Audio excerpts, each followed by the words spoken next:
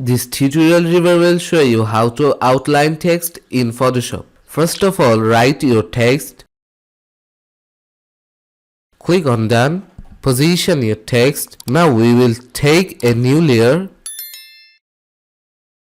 and put this layer below text layer and select the text layer. Right click on T. Select Pixels. Click on Select. Modify, expand. I'm gonna giving here 3. Okay, and select the lower layer. Click on this color box. Select a color for outline. Okay, now select pen bucket tool and click above of the text.